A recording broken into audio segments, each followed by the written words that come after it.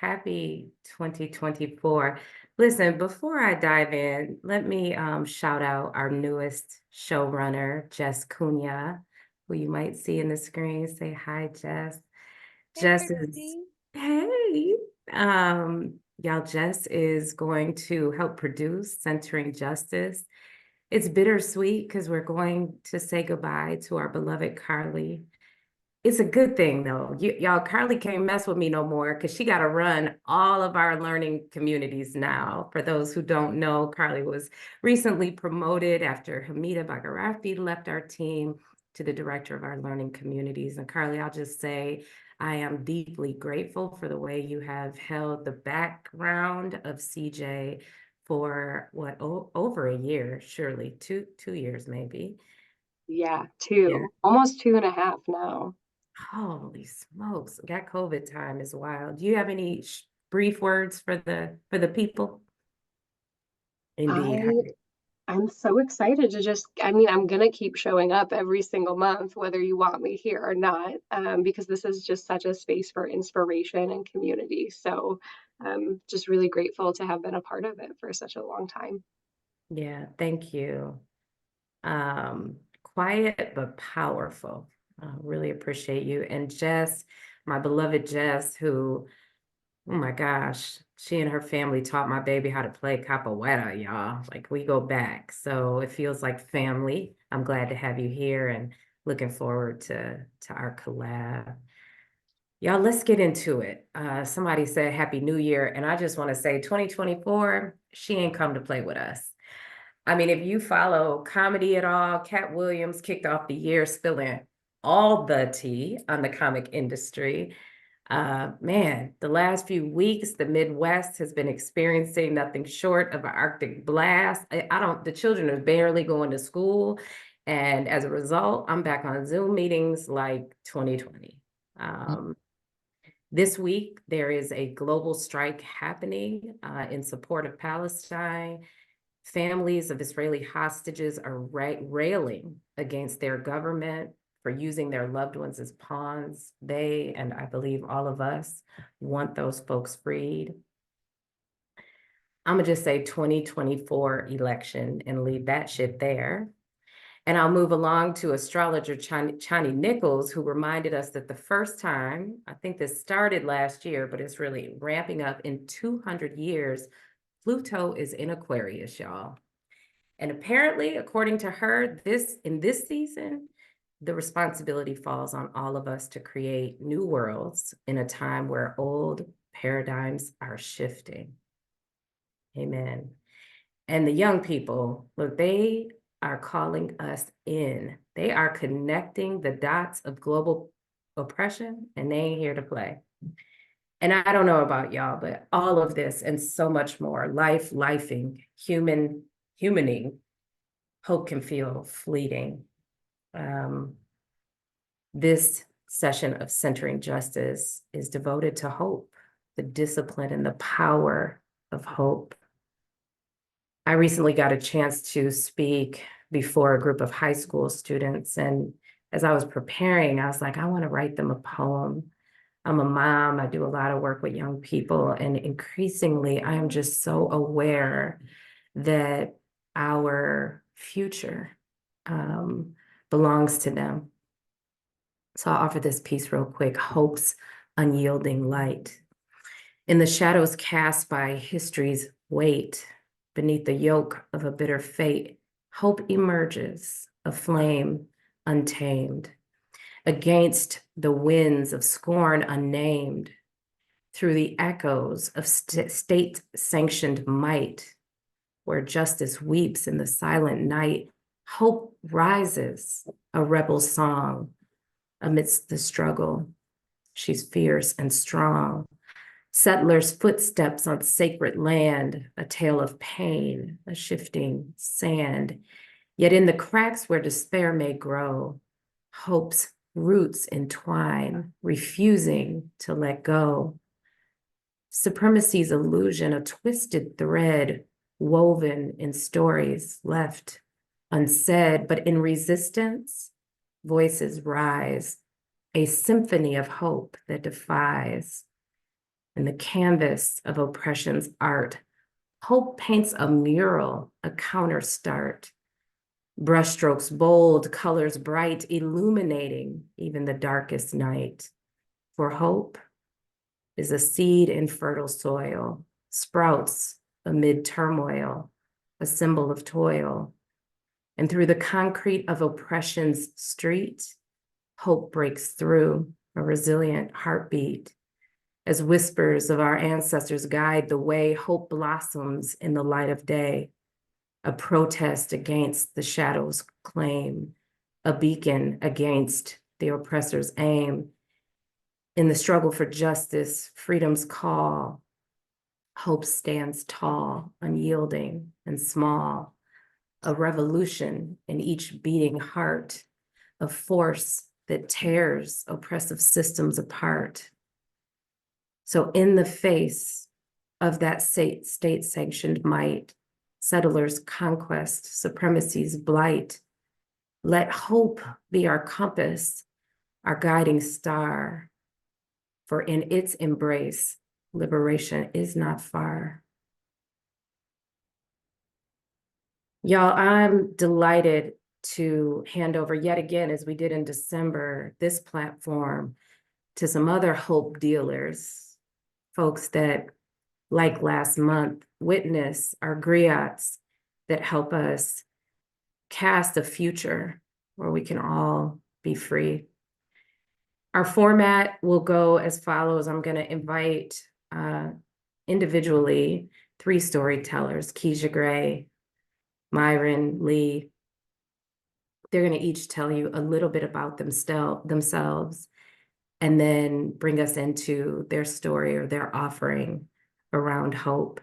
And after we hear from them, we will take a little break to reflect together. And then we're going to bring 3 more powerful hope dealers to the stage. And then we'll bring the full group together in our last half hour to reflect with each other. Does that feel good, y'all? Well, give it up for my girl, one of the loves of my life, Kija Gray. Thank you so much for inviting me to this space. Today I'm thinking about home. I spend a lot of time thinking about home. I spend a lot of time thinking about how, although you can be in a place for 400 years, it's still not home. I became super curious about that in terms of what does it mean to be at home?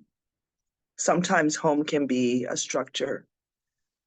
Sometimes home can be people. Sometimes home can be food. It can be space. But for me, home has always been the place that I land to get reconnected and feel full and feel recharged enough to face another day. And so my work, my life's work, is about making sure that we think often about what it means to be home. Growing up, I think I started thinking about this. Sometimes you have your adult mind, and so I live in my adult head now full time. But I'm not too far removed from the fact that so much of what we remember as children is rooted in emotion and things that make us feel like ourselves. My parents were, I'm a first generation Canadian, and my parents immigrated to Canada from the country of St. Vincent and the Grenadines. They came to Canada, and so much of what they needed to survive as an immigrant, a newlywed immigrant couple, wasn't there. Their community that they knew, their families that they knew, and quickly the culture of consumerism, capitalism, just took its toll on their marriage. and it unraveled. And I was a little kid kind of watching that. And the first thing my mother did after her marriage ended with my dad was she decided to send us home, my sister and I, home. What does that mean? I thought I was home, right? And when I got home to St. Vincent, I didn't know anybody, but everybody knew me. They would say, "That's Sonia's daughter. You know, that's Carver's child. That's who," because it wasn't about who I was as much as it was who I belonged to. I realized in that moment that belonging to home, even a home that you didn't know, where people knew you, was probably the most stability that I'd had in my first 7 years of life. And it felt good. It felt reaffirming. I felt connected to a life that my parents had left behind. And I vowed to always return to that place. When I go home now, I often am reminded of the people who are now ancestors who raised me. I am who I am because of who they were to me. And I don't take that lightly. And when I go home, I'm reminded of, I can almost return to my childhood. So I, the gray haired me gets to play with the 7-year-old me, gets to reconnect to the playful, amazing part of my life. I get to return to the salt water of the sea, to the laughter. I get to walk on the cobblestone. I get to be reminded that so much of our culture, you know, Saturday mornings we're carrying big baskets of fruit on our head. I always marveled at the way market women could do that. And so I'm committed to returning home to myself. And I do that in a way that feels good. So this year was the first year that I bought a one-way ticket home. I told myself, sometimes you have to stay at home until you feel rooted and grounded again. And in a world where everything can feel so upside down, I encourage everyone to connect to whatever home is for you. I'm in Washington, D.C. this weekend. I got a chance to go to the Smithsonian African American Museum. And that thread of home, that thread of connection one to another, I could see it. You know, the fact is that we are not so disconnected from where we came from. But sometimes we just need to remember to remember. Remember to remember. I want to share a piece that I wrote when I was thinking. One of the things about St. Vincent is that it's surrounded by the Atlantic Ocean. You have the Caribbean Sea on one side, the Atlantic Ocean, and I have an amazing view of the Atlantic Ocean every time I'm there.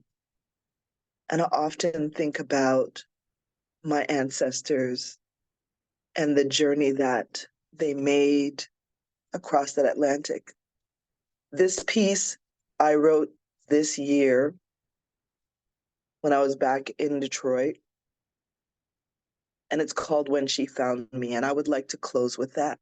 And I offer it to you as a reflection, as a gift of my kuumba, my creativity, and a reminder that if you need to get home, go. There's no place like it. When she found me, I look out at the Atlantic. This is my view everywhere I turn. I see it in my waking hour, and something in there reminds me that as much as I'd like to imagine my ancestors, many of whom were thrown to the bottom on their forced vacation to this paradise, rose, they sank, only to live on in me.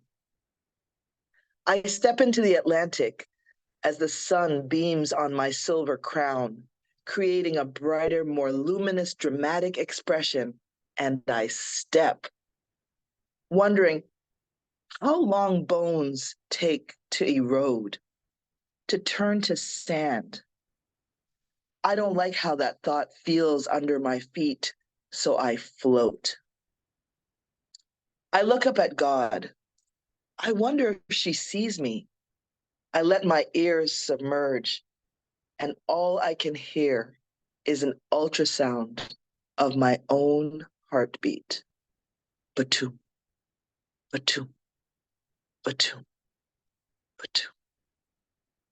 I let myself doze, comforted by the hell of bones beneath me, my body buoyant and beautiful and black. This is home now, home. I don't know another home that isn't deeply woven into my consciousness. I open my eyes. The bright sun has been replaced by an even brighter moon. It is silent and dark. I have no idea how long I've been floating in this huge amniotic Atlantic. Stand, stand up, stand tall, stand. I flip vertical. My feet search for sand, yet I only feel the pulse of the water between my toes. The beachgoers gone. The beach itself vanished. I am one with the moon. The darkness envelops me. My fear, my folly, my pride, my instinct relinquished. I lay back again, buoyed by my belly. I float and then I sink. God is down here too. She holds me now, and I am born anew. Thank you.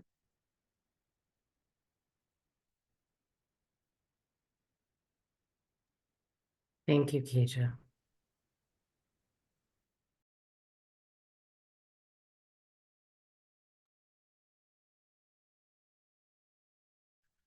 Just wanted to sit in the silence for a second after that, Kija. Thank you so much for that.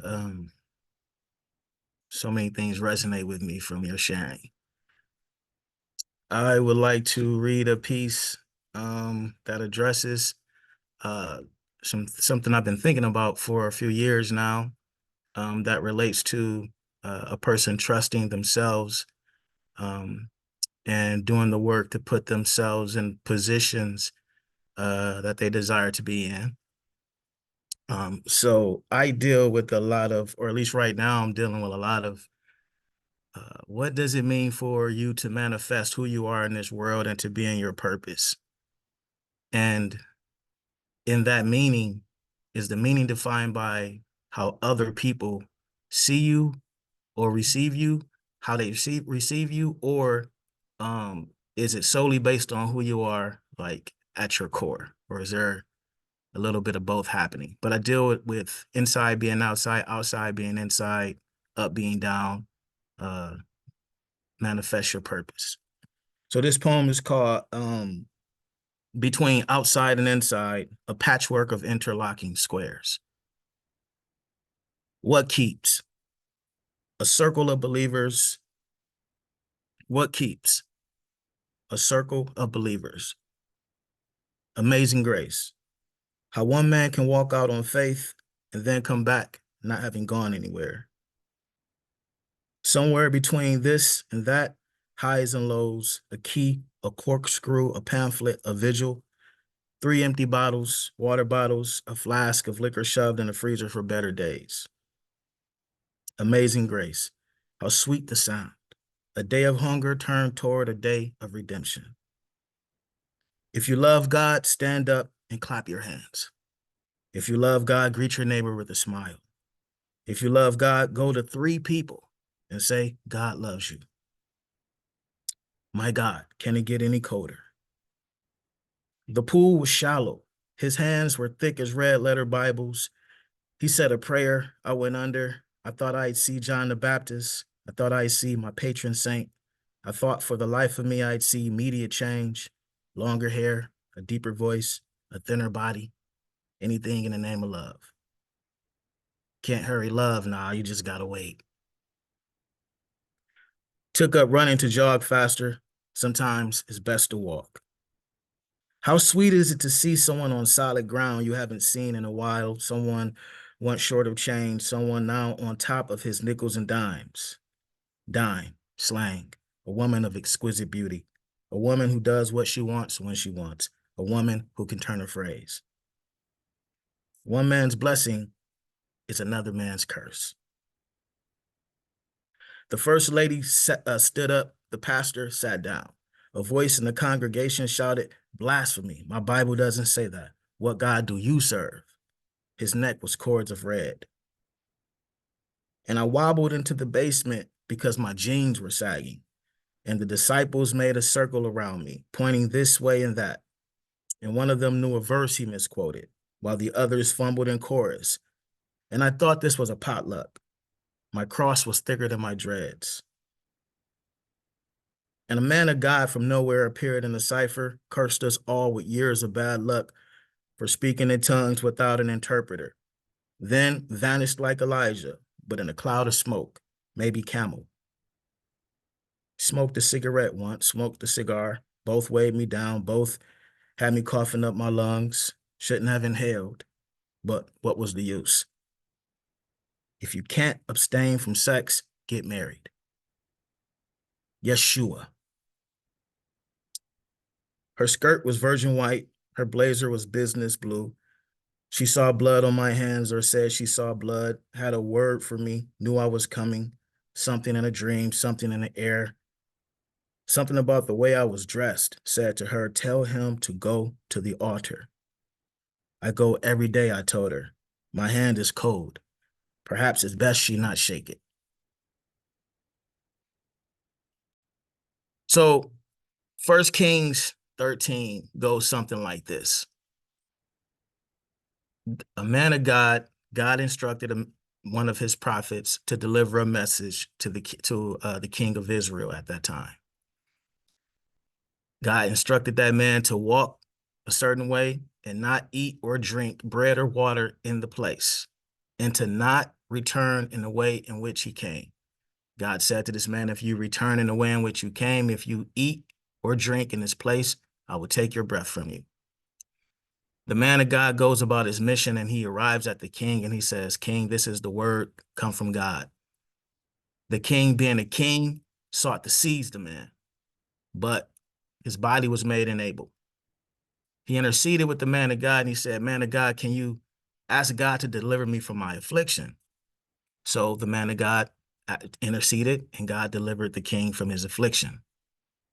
The king then said, hey, I want to reward you. I want to give you food. I have a gift for you.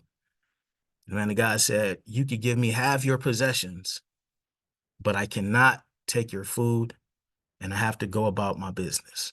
I am not to eat or drink in this place, and I'm not to go in the way in which I came. So he went about his business. He went about his business and he came to rest beneath the oak tree. Now, in the time the man of God and the king were going back and forth, there were 2 sons of a prophet there witnessing the whole thing. The sons return home and tell their father, the old prophet, they say, hey, this is what happened between the man of God and the king of Israel. That prophet, being in the court of the king, said, which way did he go? They told him, he saddled his donkey. He went and found the man of God, resting beneath the oak tree. They meet, they greet, they exchange what is custom at that time. And the old prophet says to the man of God, come to my place, right? Eat, drink, rejuvenate, and then go about your business, right? Continue on your way. The man of God says, hey, I've been instructed by the Most High God to not go back in the way in which I came, to not eat or drink in this place. The prophet says, I am a man of God too. I am a man of God too. And an angel told me to tell you to come back to my place, eat, drink, and rejuvenate, and then go about your way. So the man of God listens to the prophet. He returns home with him. He eats, he drinks. He leaves once he's done, and the Most High God takes his breath away. So I share that verse because oftentimes when I'm mentoring young people, or when I'm talking to colleagues that are exploring faith in their lives, we've had conversations around what does it mean when someone comes up to you and say, hey, I have a message to give to you because God told me to give this to you. I have, so many times in my lifetime, elders have spoken that into me. Now, I'm not saying their intention was not to speak life into me, but what I mean to say is that each person has to be discerning. So my encouragement is for everyone to be discerning, to live in their passion and in their purpose, and in that discernment, trust their instincts, because if you trust yourself, what you do will be right, and you will end up where you started out approaching. You will reach your destination. And I thank you all for listening. Thanks, Myron.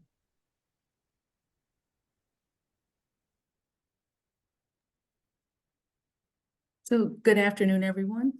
I really want to thank the Centering Justice team for having me as a part of this presentation today.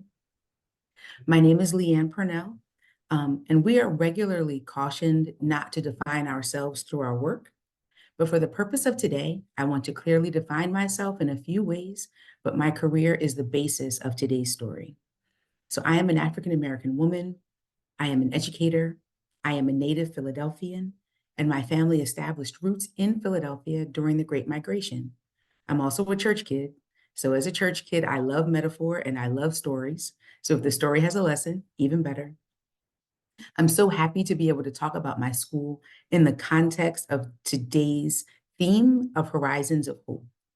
So in 1968, 2 months before his assassination, Dr. King directed us to accept to accept finite disappointment, but to never lose infinite hope.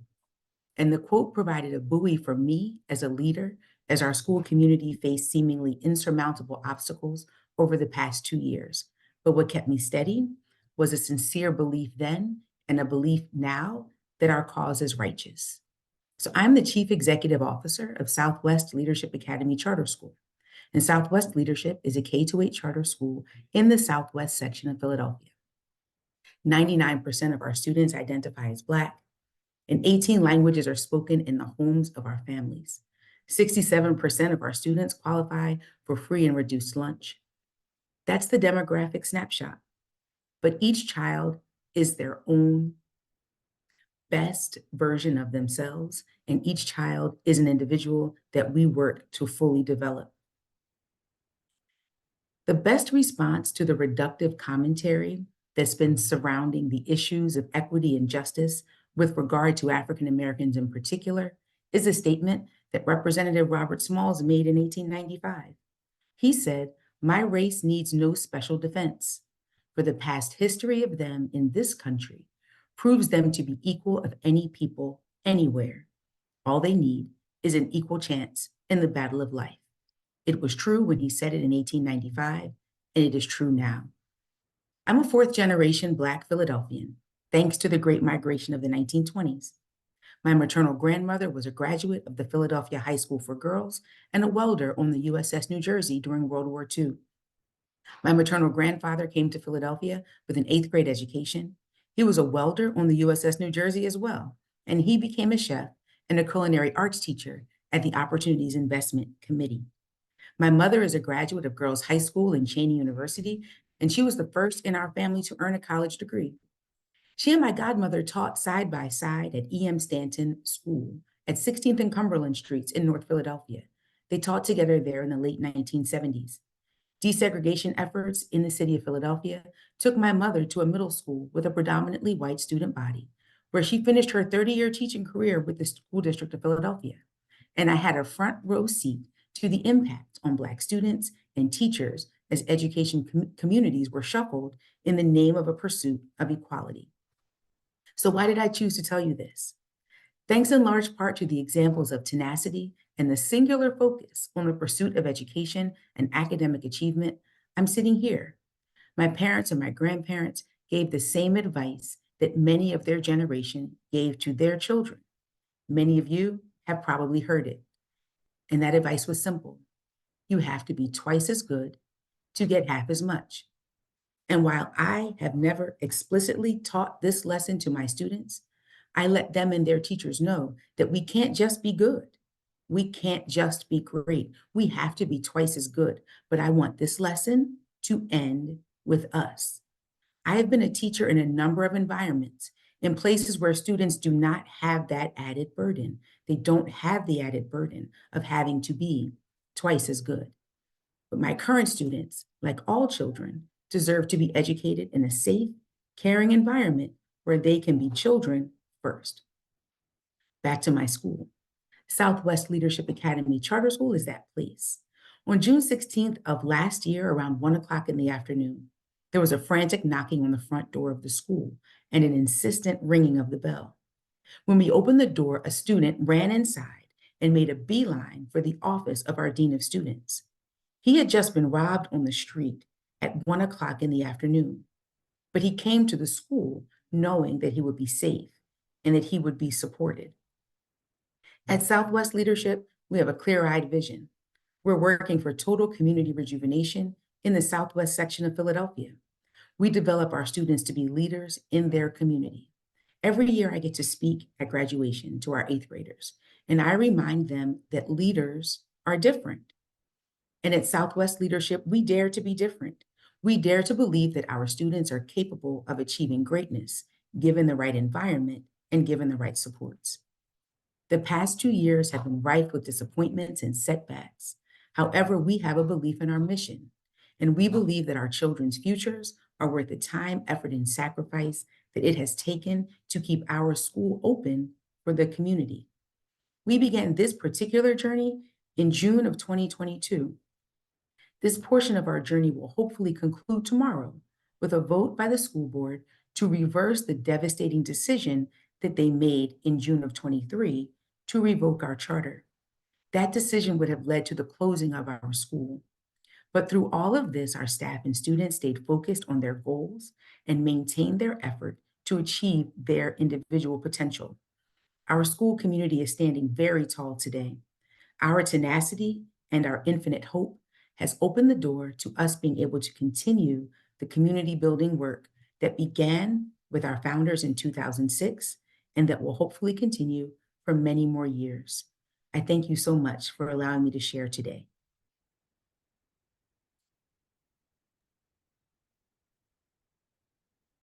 Let's just take a moment to pause. Thank you so much, Leigh.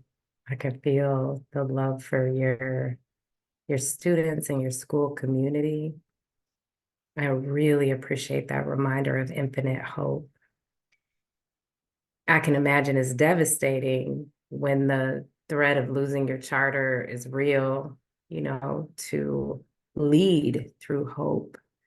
Something that both you, well, not both, that all of you, Leigh, Myron, and Kija, offer to us this discipline of hope, right?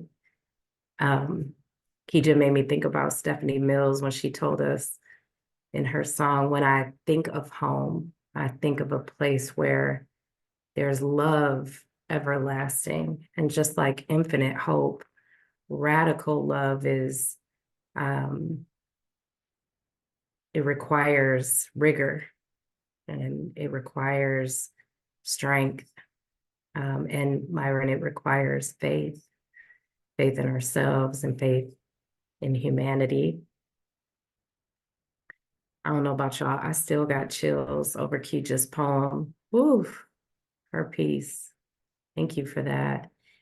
It also reminded me, I recently traveled to Morocco and I was in the Sahara and was just sort of in this meditative space. A lot of times people don't think of Morocco as Africa. It is. And I heard this whisper, there are the bones of Black women in this sand, and I just found that time and commune with a place I would not have thought of as home, Kija, as kind of this returning to self that you invite us to. Thank you all so much. I hope you'll be able to stick around for a little reflection all together in just a bit. But y'all, let's show some love for our next speaker, Fadel. And after Fadel, we'll hear from Will.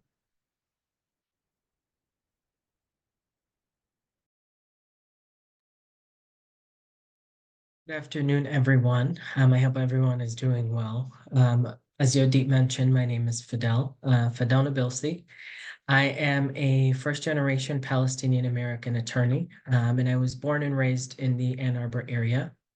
I would like to begin today by acknowledging that today, January 24th, 2024, marks day 109 of the ongoing bombardment, humanitarian crisis, collective punishment, and genocide of the Palestinian people in Gaza and the West Bank by the state of Israel, resulting in the death of over 25,000 men, women, and children, and over 63,000 injured, including many who have lost at least one limb.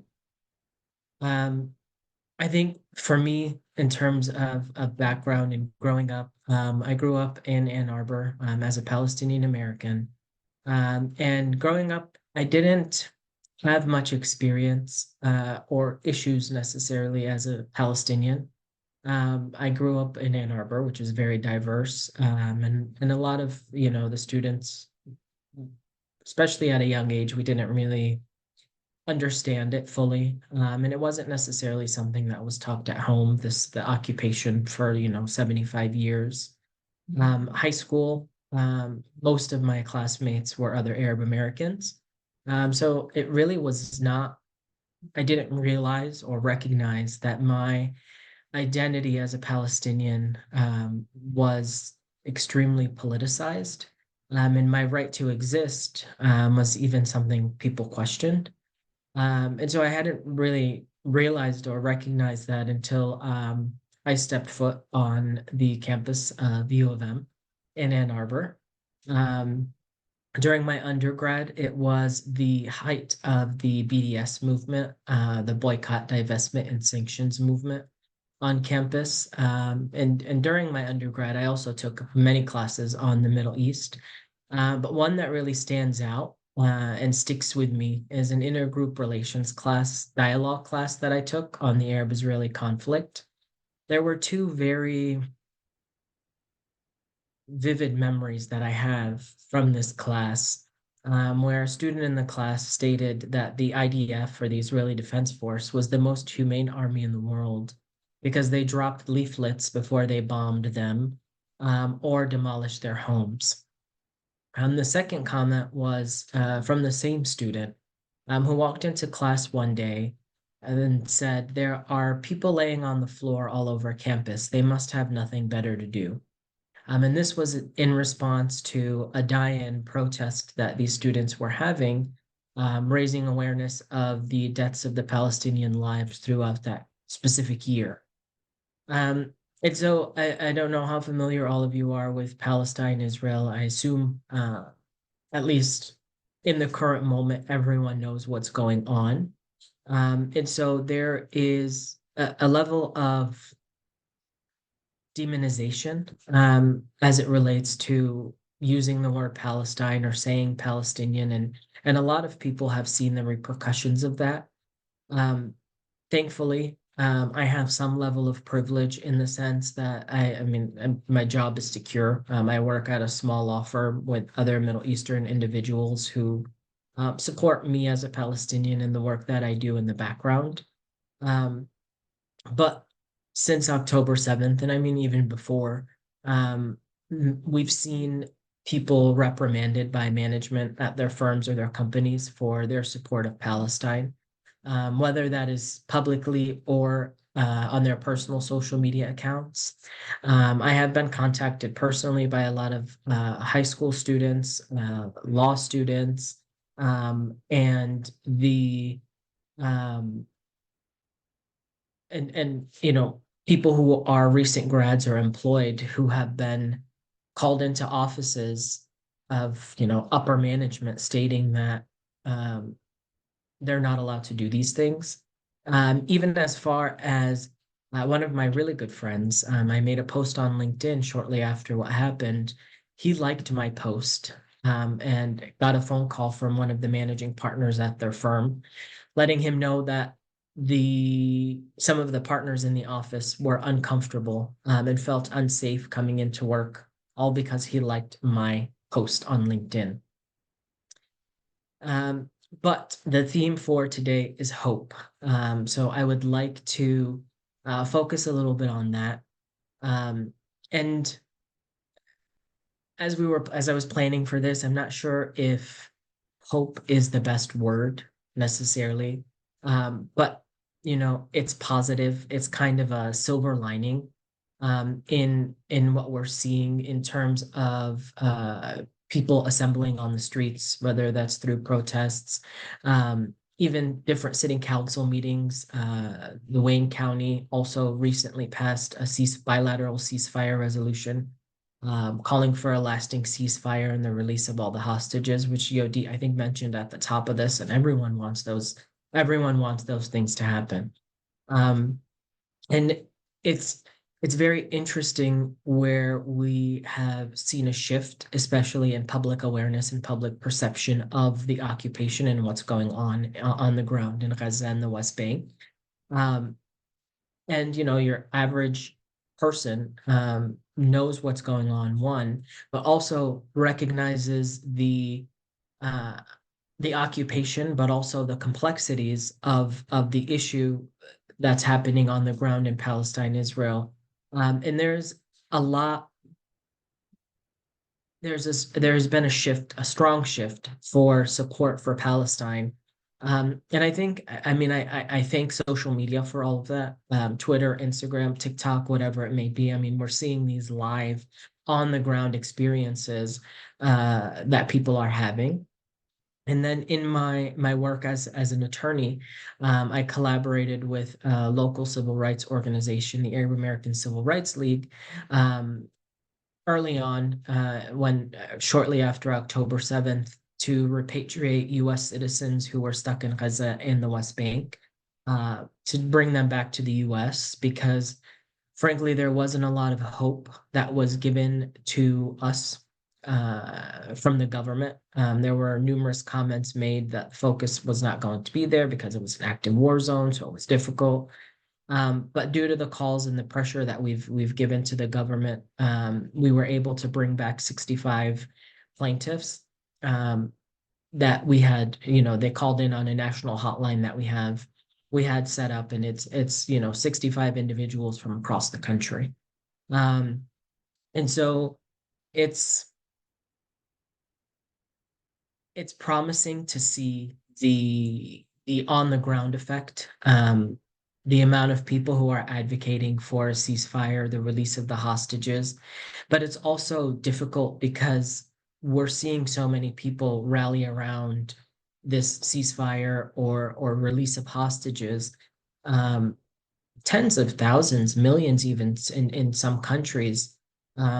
But it seems to be falling on deaf ears, and the people who need to hear it are not listening. So it's hopeful, it's promising to see the shift, the public shift, but it's also disheartening when there is a lack of response from the people who should be responding to this. And instead, they just keep funding the continued, you know, the continued atrocities. And one other positive thing, or you know, some silver lining as it relates to hope, is people are witnessing. It's kind of heavy, it's kind of sad, but people are witnessing the deaths of you know, people who are living in Gaza and the West Bank, they're losing family members, generations of their families. I have friends who have lost 3 or 4 generations of their family members due to one bombing, because the buildings, the infrastructure, that's kind of where the indiscriminate bombing is having a big effect. And so the faith that the Palestinian people have in God has also made a lot of people look into Islam, because the conviction, and the sense of, again, the sense of hope and the sense of ease that it brings. So people are just wondering, like, how are these people staying so strong? How do they keep with their faith? And so individuals who aren't necessarily Palestinian or connected to Palestine are seeing this and looking into Islam, and it's turned a lot of people to converting to Islam. And so it's a crappy situation on the ground. We're seeing larger scale a larger scale effect, and I'm sure people have seen the International Court of Justice that South Africa brought that case against Israel for genocide. There are a handful of other countries who are working on bringing something in the International Criminal Court as well. So I will end by saying, keep doing what we're doing. Keep calling your reps, keep marching, keep protesting, keep doing what needs to be done, and keep elevating those voices that need to be heard, and stay strong. And we hopefully will see an end to all of this soon. And I thank you all for listening, and I thank Yodit for the invitation to be speaking today. And if anyone has questions, definitely, I always invite questions. So if anyone has questions or would like to learn more, please feel free to reach out to me. Thanks, Fadel. Will. Yeah, hey everybody. Can we just take a moment to sit with all that Fadel was sharing?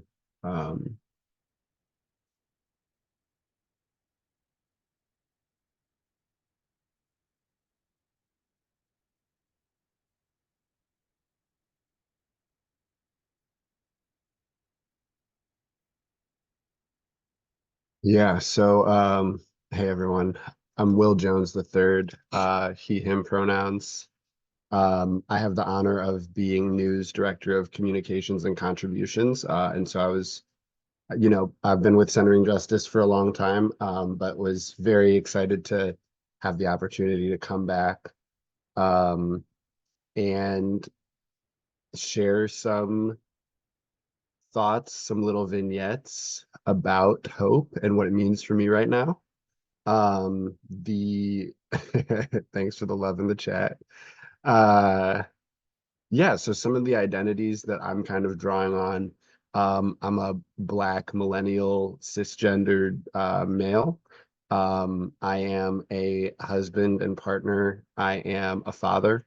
I'm a Black father, and I am the father to a mixed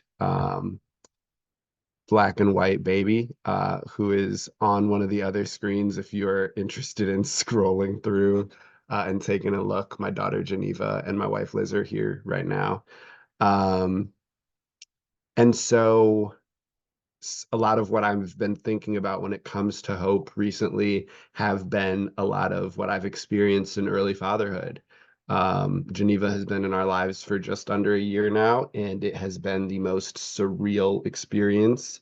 I really like, people tell you, oh, it's going to be like the becoming a parent is one of the best things that can ever happen to you. You're going to discover a different kind of love. And I think that these are all things that like get said, but it really has been my embodied experience that those things are true. The amount of love that I feel for my daughter, the new love that I've found for like the new kind of love that I found in this relationship with my wife. These are unprecedented experiences for me. And I think that's part of the reason that I wanted us to just take a minute to process everything that Fadel was sharing, because for so many people right now, those relationships are being just absolutely torn apart. And that's unconscionable. So again, thank you, Fadel, for sharing about your experience and bringing all of that back to the surface for a lot of us for whom we have the privilege to distance ourselves from the reality of what's happening in Gaza and the West Bank right now. Yeah, folks, having a baby is surreal. And I'm going to be mindful. I know I only have a couple of minutes. I want to be mindful of like sharing my part of these stories that also belong to my daughter and to my wife and our family. What I will say though is, oftentimes our stories can start in moments that are scary and bleak.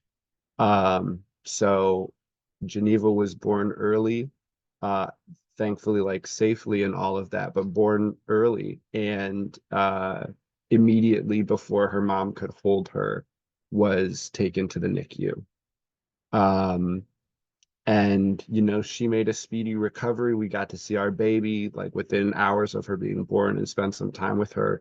Um, but she was literally like fighting for her life at the beginning of coming into this world, and after a few days in the hospital, we had the opportunity to discharge, come home. We're very excited. However, lo and behold, I don't know if y'all remember what was happening in February of last year here in Detroit, but we had an ice storm. We had some thunder snow. We had all kinds of things happening. And we literally had entire sections of the city that lost power for days and days because of our, infrastructure situation here. So my daughter's first night home was actually not even fully in her home because when we got back to the house, it was so cold that it was not safe for us to keep her here overnight. And so thankfully we had a friend that we could go stay with and be there until they got our power back on. And all of that is not how you want to start like this huge important chapter of your life, right? This is not, I shouldn't say you. This is not how we wanted to start this new big important chapter of our lives. We wanted safety, we wanted security, we had just been through a whole experience and wanted to know that our daughter was going to be okay. And fast forward to 11 months later, and this kid runs our house, y'all. I can't, I cannot, like fully describe how much energy and vivacity our little girl has. Like, I actually am in the basement right now, even though my family is watching this podcast, because I can't be near her because she would be contributing to the story and the storytelling in a very vocal way. Geneva is a firecracker, and I'm so delighted to get to experience that with her. Absolutely a baby griot. Um, so it has been an amazing journey these last, almost a year. And I think that is really so much of that experience is what gives me hope. Is, not necessarily like, oh, the kids are gonna, change the world. They're gonna be like, they're gonna get us together, because we and the generations before us, and not necessarily, like not the little we, not the people on this call, right? But like the movement of human society has given my daughter's generation a lot to deal with and a lot to cope with. And I don't always have hope that they are going to be all okay. Because I'm a millennial and we've seen, we've seen some shit. But what being a parent in this stage has brought up for me and has reminded me is about our potential. I shared that Geneva was born premature and needed some help immediately out of the womb to just like be alive. Um, and now she's like crawling and cruising, and we had to order some of those, baby proofing little locks for our cabinets the other day because y'all should be going in those cabinets and pulling out everything, even the things that are way too heavy for her to be pulling out. She's figuring out a way how to do that. Um, and and she just keeps moving. So one of just like the little vignettes that I think about really often these days, we were playing together on the ground in the living room, and she got wedged. She had kind of like, stood up. She was like sidling against something and kind of got herself wedged between these two objects. And, like babies only have one way to communicate when they're upset, and that is to begin to cry. And she was confused and upset and not having a great time. But from where I was sitting, I could see that if she repositioned, if she wiggled a little bit, she would be able to get herself out of that. And not to say that it was like I mean, she's a baby. Like I can't communicate to her, oh, hey, G, just, like move your hip, a quarter turn and you'll be able to, like, she doesn't understand that. So all I could do was just sit there and offer encouragement, right? Verbal, nonverbal. Hey, baby, you got this. You can do this. Um, and even though she was crying and feeling some overwhelm and upset, she kept trying and she kept trying and she kept trying. And this whole thing happened probably in under a minute, because I'm not gonna let my baby just like have a hard time for a whole, our job as parents is to help them out a little bit. But within that minute, even though she was bawling, she figured it out. She kept going, and she eventually got there and got out. And when she got out, she like kind of like pulls herself back up and just does this little like booty dance that she does when she's excited. She's just like, just like, and I could tell that she was like proud of herself for having like made it out of this thing. Um, and so that's one of the things that, I really think about when I think about hope these days is that our potential, even as adults, especially as adults, when we have so much capability, um, is that it is still limitless, right? It may be difficult, but we can do hard things, and we can persevere, we can overcome obstacles that were there a day before. Like we can get over them, even if it takes time. It took G months of trying to crawl, and now, I kid you not, she is chasing after our dogs up and down, like the living room, through the hallways, trying to get after them because she can't be stopped now. So when I think about hope, it comes back to this idea that we can overcome things that have been giving us a hard time. We can overcome these challenges. And if my daughter, who still can't stand up on her own, could figure out how to go from a potato that can just cry and scream and needs to have somebody, feed her in the middle of the night, to this bombastic firecracker, force of nature who just can move through, who has her own desires and can now like go out and try and seize some of those things. I know that we can too. So my hope really is in the kids. And I hope that maybe, through your family connections, friends, you know, people in your network that might have kids, when you're feeling like you can't go further, I encourage you to just take a moment to look at them and to think about all that you've witnessed them do in such a short amount of time with the limited power that they have at their age. And then absorb that, because you still have that in you. You were that baby at one point. And now look at all that you can do. So thank y'all so much for giving me the opportunity to share. And yeah, appreciate it. Thank you, Will. It's delightful to watch you journey through fatherhood. I think those of us that have babies or care for babies know that familiar feeling of watching them enter into their limitless possibilities. I'll come back in a bit to some other things you said that really stuck with me. But I want to go back to what Fadel sort of sparked, this idea of what he called promise or potential or hope amid horror.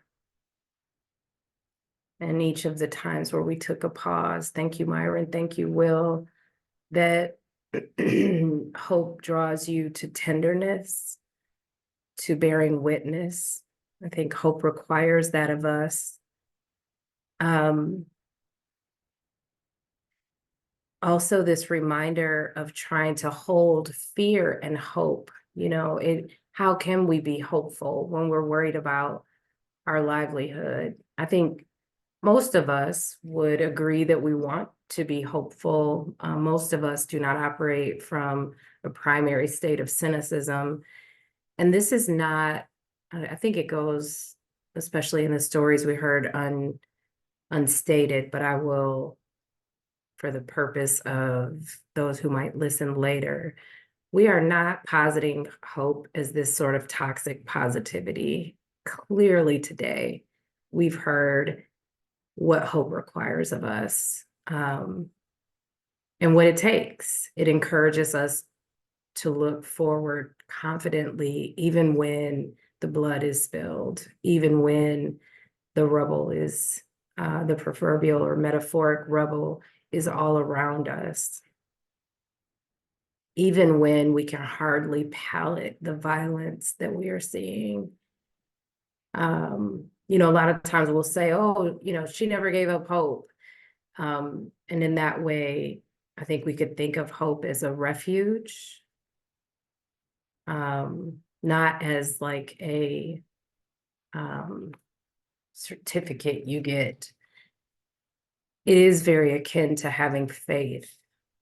And on the other hand, we live in such difficult times that I think it's easy to feel almost frightened or foolish to hope that things will get better, that the world will get better. And we are alarmed and frightened by the deceit and duplicity that surrounds us and the chaos. It takes strength not to dwell in that. I think a lot of people feel torn. Remaining hopeful feels like a useless place. One of the places I find hope is in a sense of community, in the ordinary things that sustain us and our energy.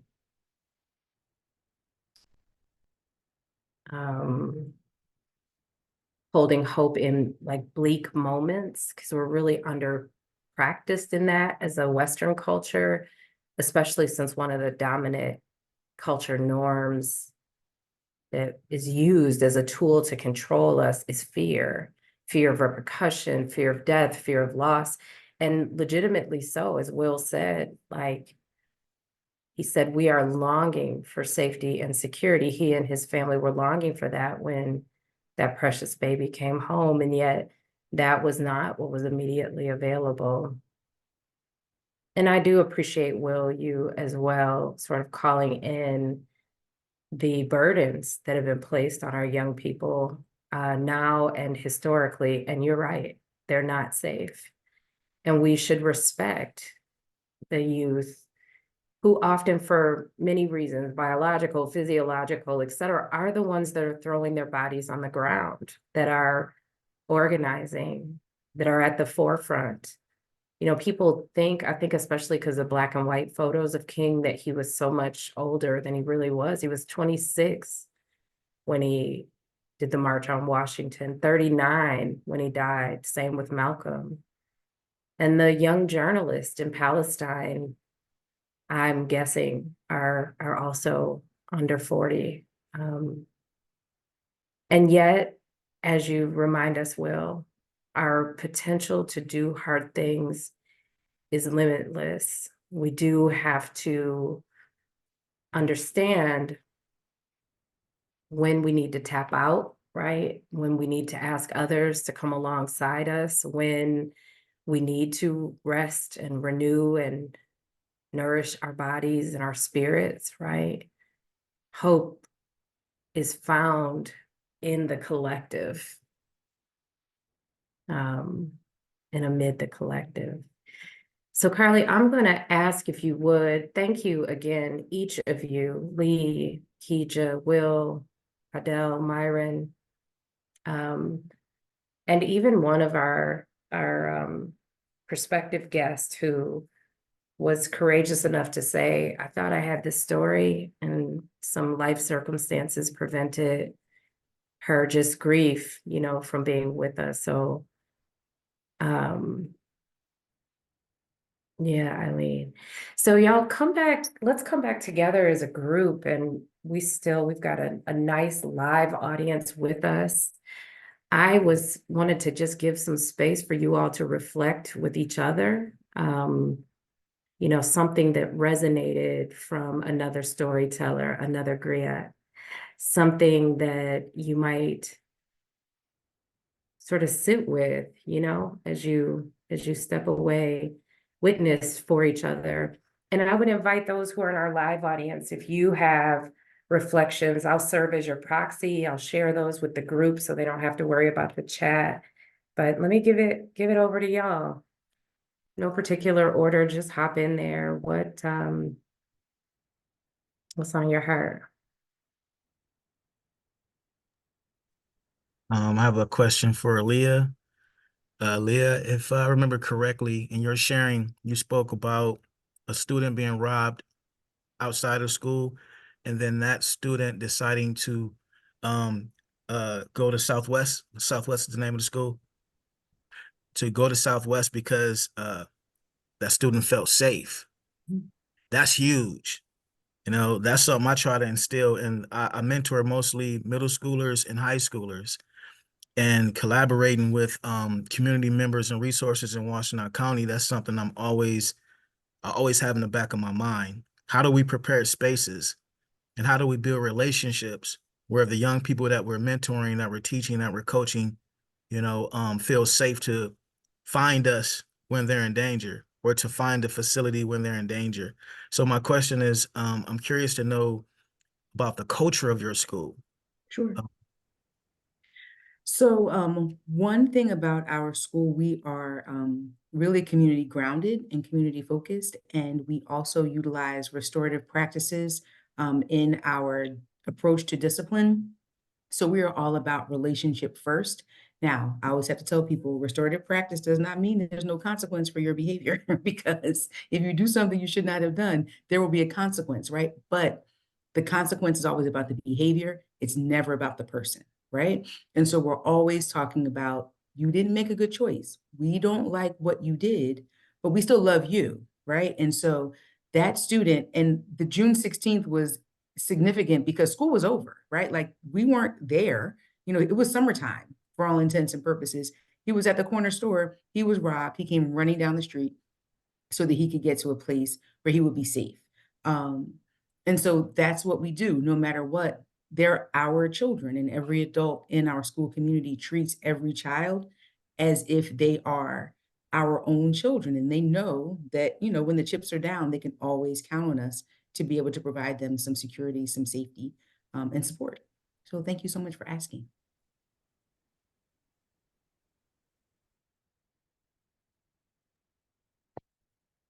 I think that that's really beautiful, Leigh, that y'all have that it takes a village type of mentality. Um, coming back to how we look at our young people and how we look at our kids. Um, I have, you know, like one of my reflections right now is really just kind of about the interwoven complexity of what Kija and Fadel were sharing. Because, I think what happens when home is no longer a place where we can be safe, and not because of our own choosing or anything, it's like just for existing, what happens then, and how do we continue to create, I think coming back to then like what Myron was saying, right? These spaces and places for so many people who are going to be displaced and already have been displaced. How do we find home again? How do we define home? Especially when maybe the people, like not only the place, but the people that you used to associate with home are no longer there, and are no longer with you in the same way. So that's something that's like heavy on my mind right now is, uh, yeah, what all that means, particularly in this moment.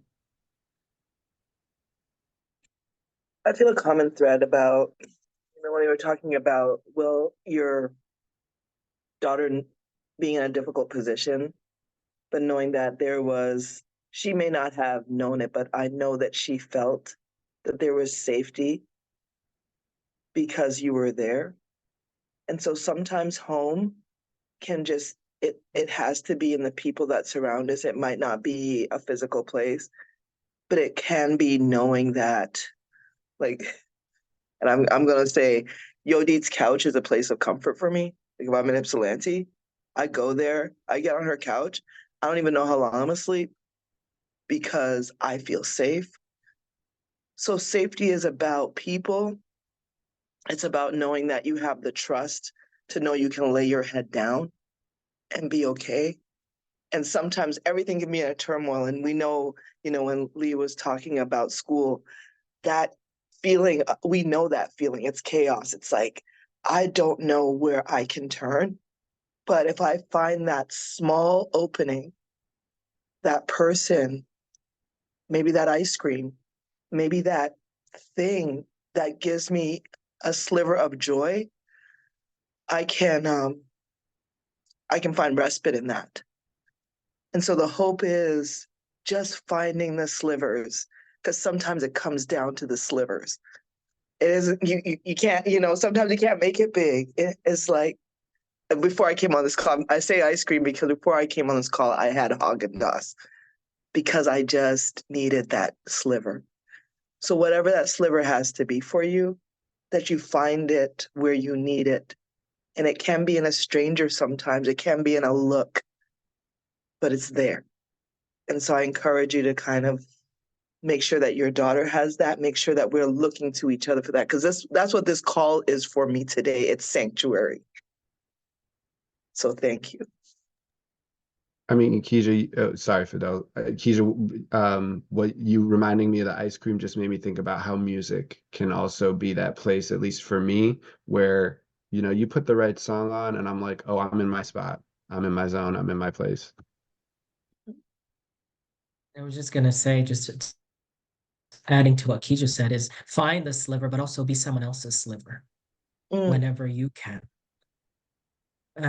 Because I mean, like you just said, Yodit's couch is your sliver. Honestly, when Yodit was talking about community supporting each other, I'm like, Yodit, you're a whole ass community yourself.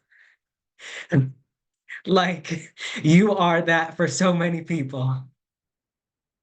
So and it's important because especially as we're talking about home and finding home and even just the idea, I know trauma isn't necessarily hope, but understanding and being able to unpack the trauma that people are going through. When I mean, specifically as we talk about Palestine and we talk about what's going on to them.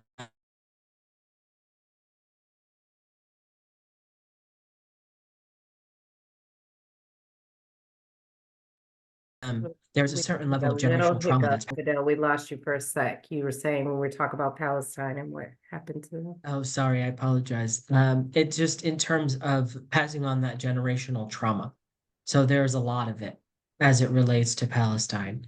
And being able to sort of work through that, but also like deal with it and try and find ways to do that productively, finding that sliver, like Kija said, finding that community and connecting with folks is important as well. And I mean, just finding those safe places, the school, the community members, community centers, those sorts of places where you know you can be safe. It's non-judgmental. They'll listen to you. They give you advice. It's all such important work.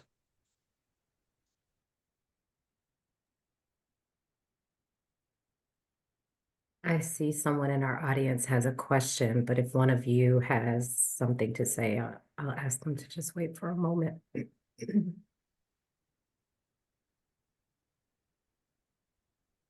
Hi, LaRon. Hello, Yodit.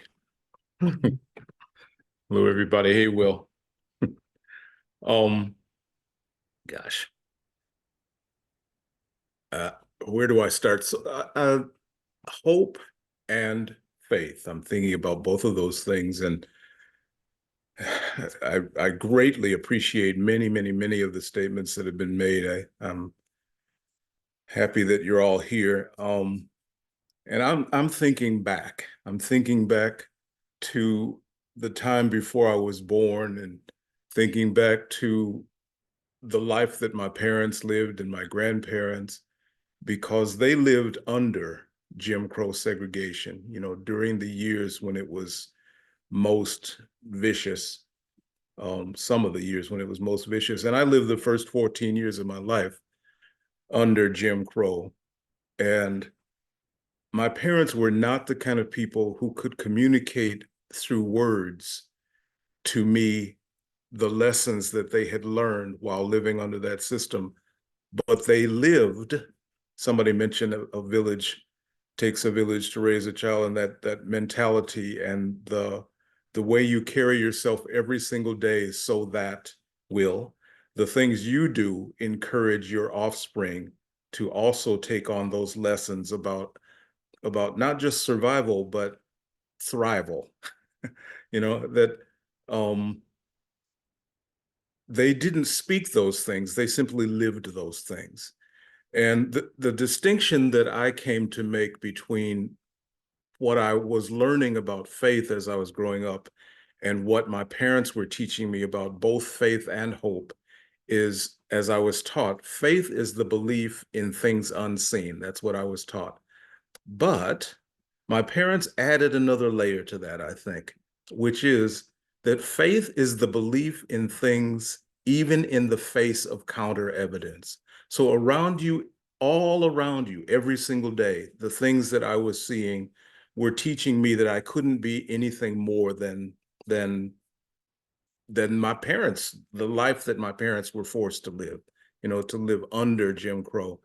The constraints that Jim Crow attempted to place on them, to put on them, I learned that I can transcend those things.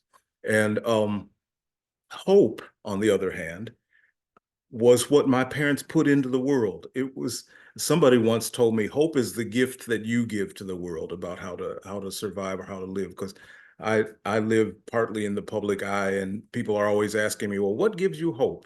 And I always say, you know, I try to give hope to the world as much as possible. And I make a distinction between the constraints that are put on my faith and the continued belief, even in the face of those constraints. So I think these sessions give me hope.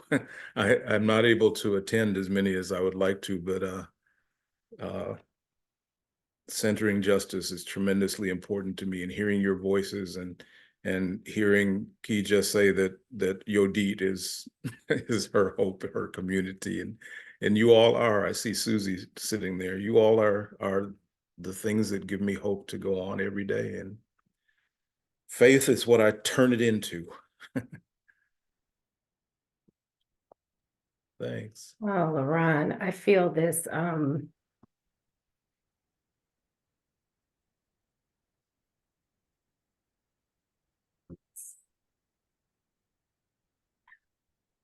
just so grateful that you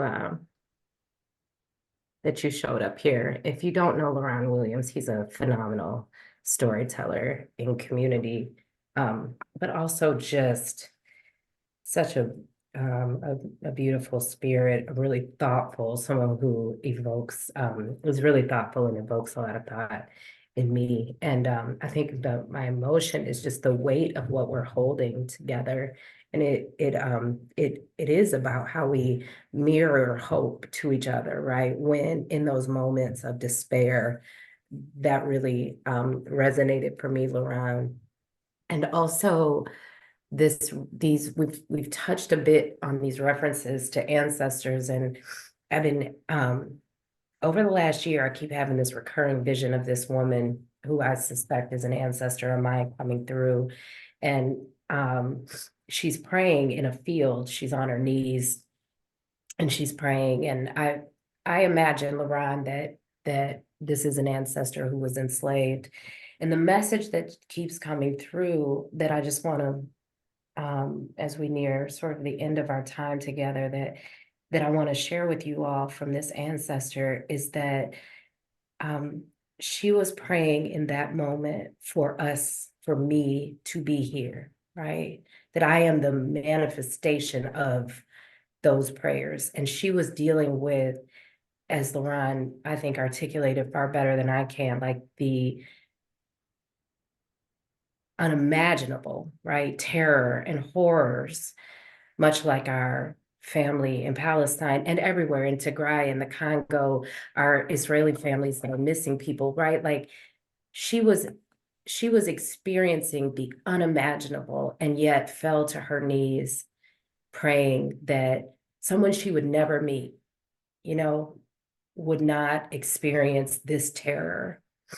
And so I'm, Myron, you mentioned this work with the ancestors is deep, right? It is deep. And when they're coming through and coming through strong, it is a lot to hold, especially with everything that's just right in front of us. But I guess that's what I just want to remind us of, that each of us here and present today, and everyone that can hear our voices and that will hear it when they go back and they watch this, that we are living in a moment that somebody had the courage to hope for,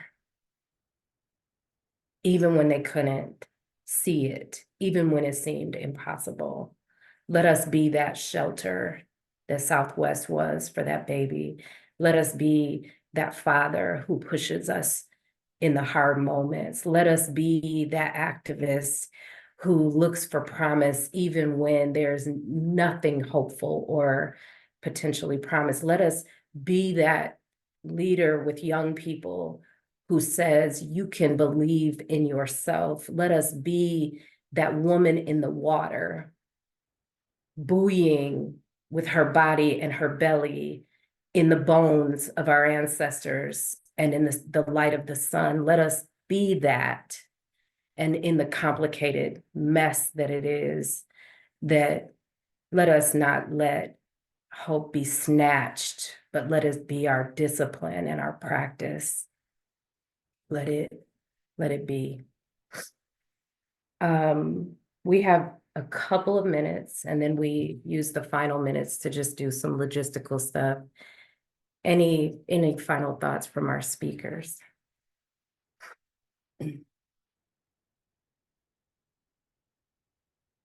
I just want to say thank you. Sometimes thank you is the only prayer that there is. This moment is this moment. And so I just want to say that I'm showing up with so much gratitude for it because I needed it more than I thought I did. And so thank you. You have filled a void in ways today that you just don't realize. And so I'm grateful. Thank you. Thanks, Kija. Right back at you, Kija, for sure. And everybody else here too. Thanks, Ryan. I'm glad to hear that. Y'all are getting a lot of love in the chat. No big surprise there. Carly and Just don't know this yet, but next month in February, we're going to have some good old-fashioned galentines, y'all, on Centering Justice. So look forward to a delightful, delicious, love-filled conversation with a few of my galentines in February. Our next episode is February 14th. We'll be right here at noon. We really value the feedback from our audience in helping to shape our sessions. A reminder that this season we are focused on storytelling and on counter narrative and on cultural narrative and strategy. So if you have ideas or topics that you want to throw our way, we welcome that. And if there's anything about the flow of the session that we need to tweak, we always love your feedback there too. And I am proud to say we on YouTube, y'all. Centering Justice got a YouTube page. I think Carly dropped that. I need all the subscribers in the world so we can beat the algos, right? Beat the algorithm. So please get in there and follow us. And just a final moment to thank Carly again. It means so much to have someone that can like legit hold the container for this vision that we had for Centering Justice. Carly, I bow in gratitude to you. I'm grateful for your support and guidance along the way. And you are absolutely welcome in this audience anytime. And Jess, I know just knowing you that you're going to bring your own stank to show run for Centering Justice. And I look forward to that collab too. Y'all hold on to hope. Hold on to hope and free Palestine.